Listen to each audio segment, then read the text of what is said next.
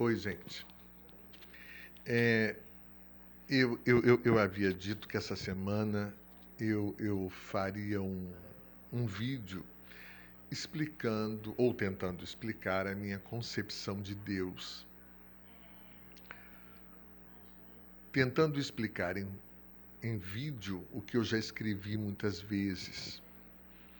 E muitas vezes fui mal interpretado, fui mal compreendido. Tanto que eu fui expulso de muitos jornais. Todas as vezes em que eu chegava no ponto de falar de Deus, eu era expulso do jornal. Eu escrevi durante a minha vida para 9 jornais.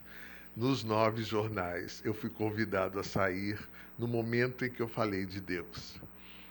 Ou o jornal ia contra, ou os leitores cobravam uma, uma saída minha, ou algum pastor evangélico ou algum padre comprava o meu horário pelo dobro do preço para me botarem para fora.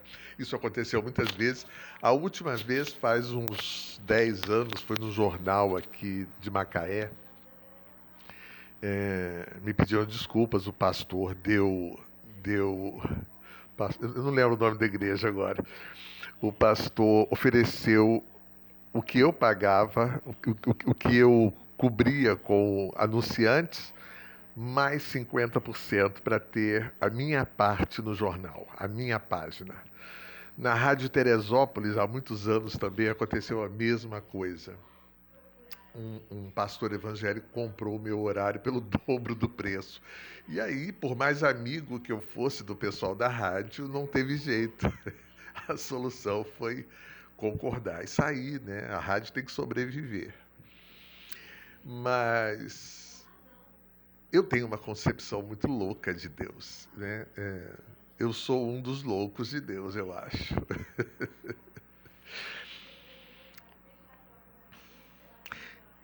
Eu li bastante da Bíblia, li bastante do Bhagavad Gita. Eu namorei um tempo com Krishna. Tá aqui o rabinho, né? Eu acho que ainda é uma paixão por Krishna. Li um pouco do Bhagavad Gita, a Torá, o Alcorão, a fé Bahá'í. Eu tenho alguns livros bons aqui em casa sobre essas noções de Deus. Conheço razoavelmente bem o candomblé e a cosmogonia iorubá. Todas estas concepções de Deus são humanas. Foram feitas por alguém. Foram criadas por alguém. Deus, em momento algum, nenhum Deus, em momento algum, veio à Terra e disse: eu quero ser cultuado assim. Eu quero ser cultuado de tal forma. Eu exijo que os homens sejam assim, que as mulheres sejam assado, que o sacerdote faça isso ou aquilo. Nunca. Não há em nenhum credo, em nenhuma religião, em nenhuma cosmogonia, nenhuma probabilidade de que Deus ditou as regras. Mas foi inspirado por Deus. Deus veio e inspirou aquele homem a escrever o seu culto, a escrever a sua religião. Conhecedores da mediunidade, nós sabemos que o médium é perfeitamente capaz de interferir no texto, de interferir na mensagem. O médium pode interferir nessa mensagem. Ele pode, sim, colocar ali as regras morais dele, as ideias dele, os desejos dele, os conhecimentos dele.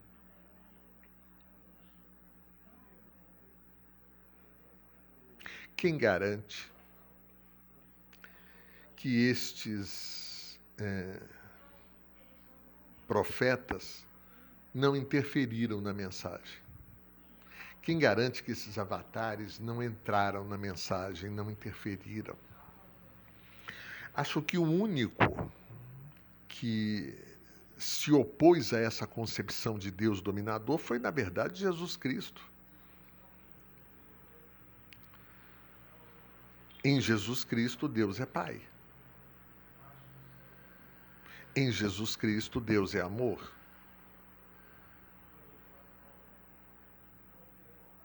As guerras aconteceram em função do cristianismo, mas não em função do Cristo. O Cristo não gerou nenhuma guerra. Os homens geraram guerras em nome do Cristo. É diferente. Então eu tenho hoje a minha concepção de Deus. Ao namorar com todas essas religiões, com todos esses cultos, mesmo que estando com os pés plantados em Orixá, em Candomblé, eu namorei com todos os outros cultos. Durante esse tempo de Candomblé, eu visitei, eu busquei conhecer, eu me iniciei em outras situações, como o Jorei, que antes não era... agora é Centro Jorei, Central Jorei, uma coisa assim. Era a igreja messiânica. E eu fiquei na igreja messiânica um tempo. E foi de onde eu conheci a imposição de mãos, que é um negócio fantástico, maravilhoso. Todas as religiões têm coisas maravilhosas, com exceção do que pensam de Deus. Esta é a única exceção. O centro do universo, a razão de existir daquelas religiões é justamente o erro. É onde está o erro dessas religiões. Deus é uma concepção muito individual, muito pessoal. Deus é algo indivisível, não em si, mas para nós. Não tem como eu passar para alguém a minha concepção de Deus sem permitir que aquela pessoa crie o seu próprio método, o seu próprio culto. Falando basicamente do que eu conheço profundamente, no Candomblé, Deus é um segredo. Deus está guardado num altar inacessível. O quarto de Deus é sempre fechado, trancado ao público. Trancado, na maioria das vezes, aos próprios filhos daquela casa, aos próprios devotos daquele Deus. O acesso não é permitido. Nunca consegui entender o porquê. Não, você tem que trancar o quarto de Oxalá. Oxalá não pode ser visto por ninguém. Oxalá não pode ser... Ninguém pode se aproximar de Oxalá. Como assim? Por quê? Qual motivo? O que é que eu escondo? Será, meu Deus, um criminoso? Um assaltante que eu tenho que esconder? Será que a minha casa está servindo de cativeiro para que o meu Deus guarde coisas? Será ele um traficante? Eu nunca aceitei isso. E a porta do quarto de Oxalá sempre esteve aberta para que os meus filhos, os devotos da minha casa, tivessem acesso. E se chegasse uma visita e quisesse conhecer aquele quarto, o quarto estaria aberto para que aquela pessoa tivesse acesso a Deus. Hoje, né, está aqui em casa, exatamente aqui na sala onde eu atendo. Está aqui atrás de mim, esse do meio Oxalá, em cima está o Ibauri, as deusas ladeando ali, outros aqui embaixo, como Xangô, Nhansã, Oxum. Deus está aqui. Atualmente ninguém está entrando aqui, porque estamos em pandemia, mas essa é a sala onde eu atendo as pessoas e as pessoas têm acesso ao meu Deus. Exu está ali, como eu já mostrei outras vezes. Tranquilo. Deus é isso, Deus é isso, Deus é liberdade, Deus é respiração. Eu respiro Deus todos os dias. Respiremos Deus. Nada de aprisionamento, nada de condenação.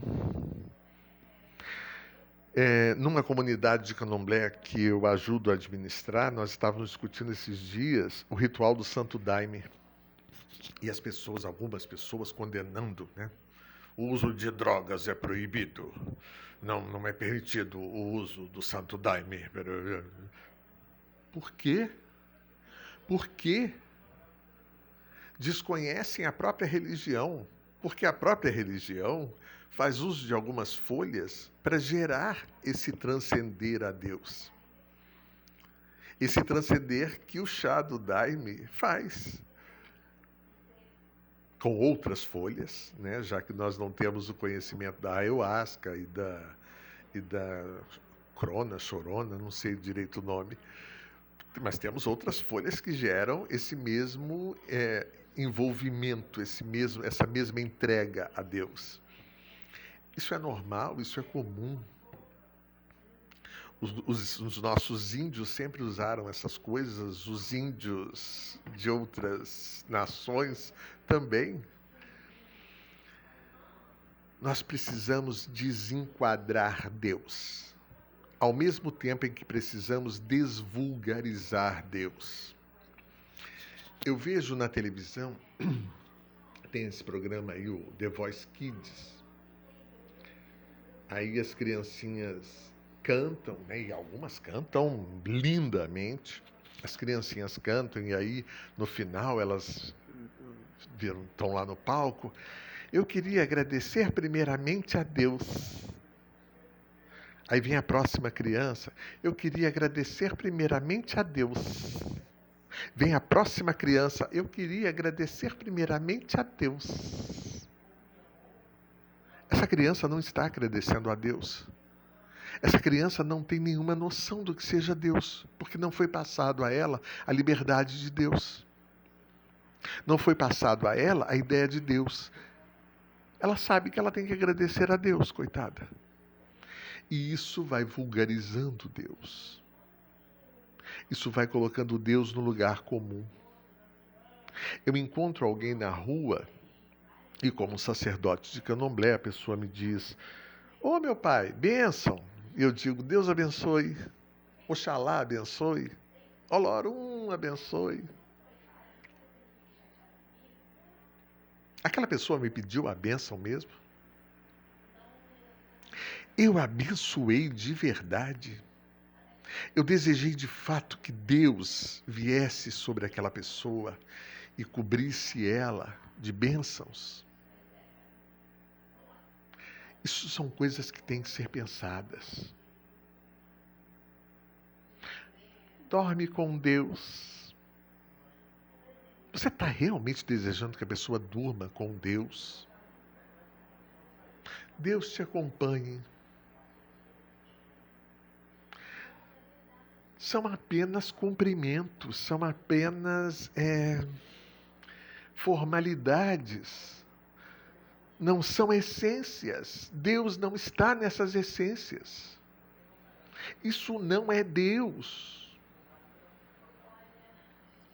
Quando nós conseguirmos entender que Deus está em tudo, em todos os lugares, em todas as situações, talvez a gente consiga ser um pouco mais feliz. Eu tenho conseguido ser feliz com Deus, com o meu Deus. Um Deus que é meu camarada. E aí, meu chapa, tudo bem? E ele diz: tudo legal, tá precisando de alguma coisa? Isso é Deus. Deus é alegria.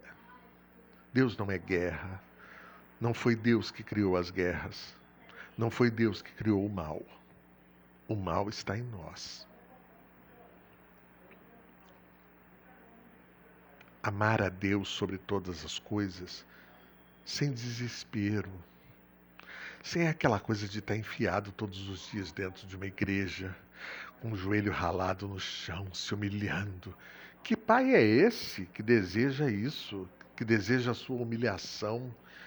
Que pai é esse que deseja que você passe o tempo todo louvando a Ele e esqueça da sua vida, esqueça da sua cama, esqueça do seu casamento, do seu prazer, esqueça da sua existência?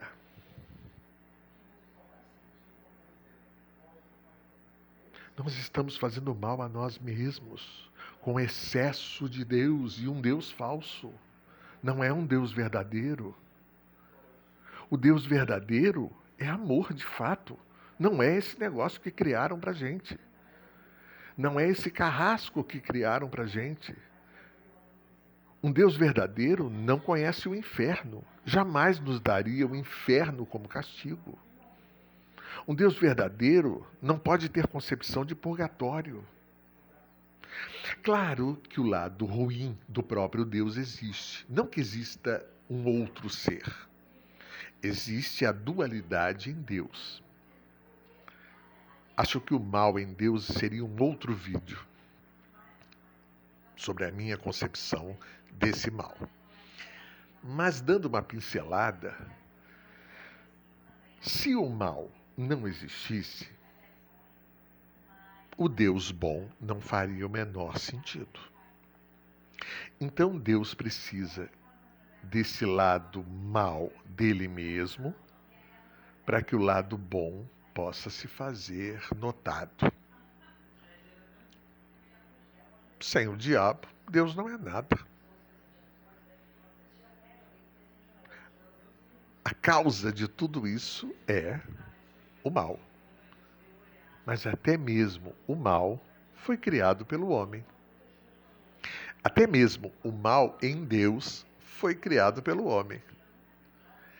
Para dar respeito e credibilidade a este Deus de bondade, de paternidade, o homem precisou criar o demônio para se opor a Deus.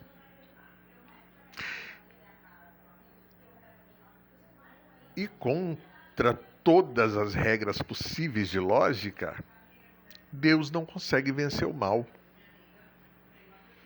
O demônio está aí há trocentos anos.